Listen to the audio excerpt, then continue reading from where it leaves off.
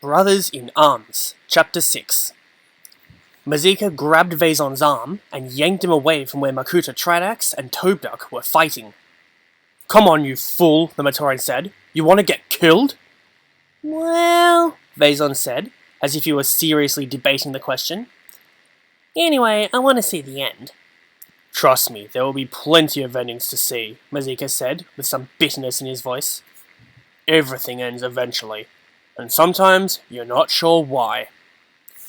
"How profound. How deep," said Vaison. Then he added, "How boring. Who are you and why are you here?" "I'm here to kill you," said Mazika. "Oh," brightened Vaison. "I knew there was something about you I liked." Toadduck watched the last of the Makuta's armor dissolve before the protosteel-eating virus. That left just his free-floating antidermis to deal with. Meanwhile, the fortress of Destrol continued to shake and crumble before the onslaught outside. "You Makuta," Toadduck said, shaking his head. "In the end, you're just wisps of corruption, aren't you? No substance at all. Not like these Toa you have imprisoned all over the place in this chamber." Toadduck looked around. He didn't recognize the Toa in the cases, but could tell they were, somehow, all the same being.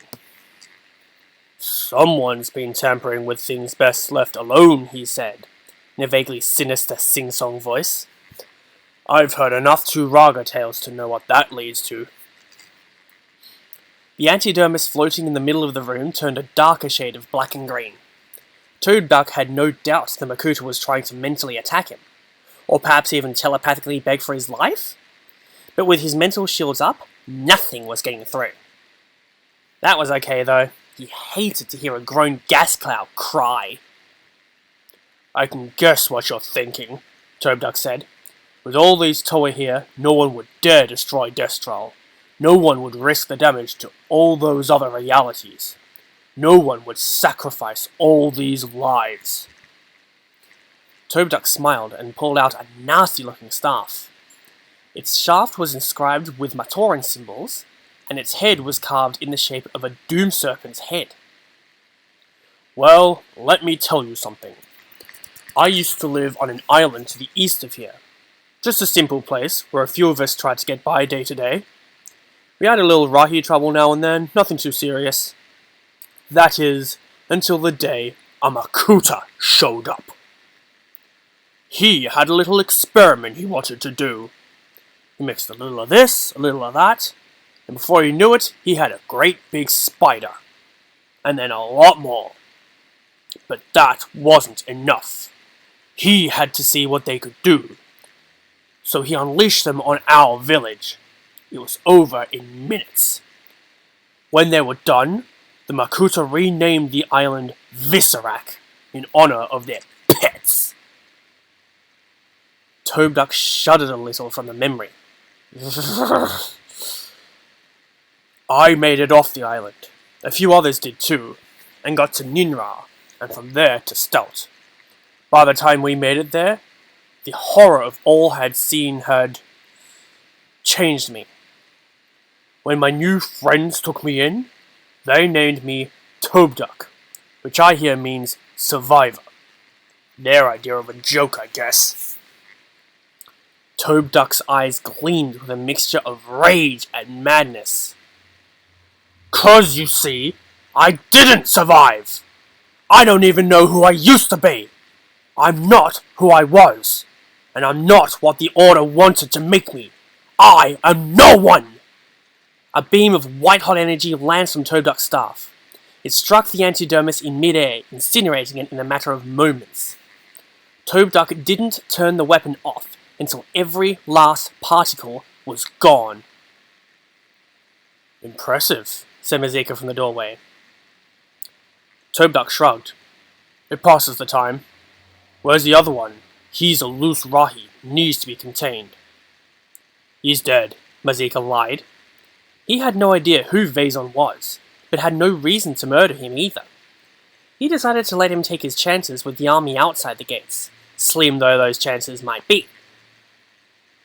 "You owe me," the Matoran continued. You said if I helped you, you would tell me how to find the core. The fortress was rocked by an explosion. The ceiling of the chamber cracked, and rubble began to fall. So I did, said Tobruk, seemingly unconcerned about the destruction all around him. Very well, Matoran. I will point you in the right direction. What about all these Toa? Asked Mazika. Wrong place, wrong time, answered Tobruk. They don't belong here, and we don't have time to send them all home. They're casualties of war. You can stay and try to save them if you like, but I'm done here, so I'm going. If you want the secret of the core, you'll come with me. Mazika considered. The lives of a bunch of Toa he didn't know, versus stopping whatever evil Voltraz had planned. He knew what a Toa would do. Risk everything to save the helpless and let the villain escape, maybe putting more lives at risk in the long run. But maybe that was why there were only 50 plus Toa left in the universe. And anyway, Mazika wasn't one of them. Okay, said the Matoran. We go. When the Matoran and the Order agent had vanished from the chamber, Vezon stepped out of the shadows. Destral was falling to pieces all around him, but he ignored it.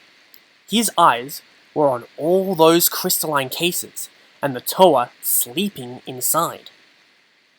He had mocked Makuta Tridax's collection not so long ago, but as the mad being traced a finger along one of the cases, he couldn't help but wonder. What couldn't I do with an army of Toa by my side? To be continued.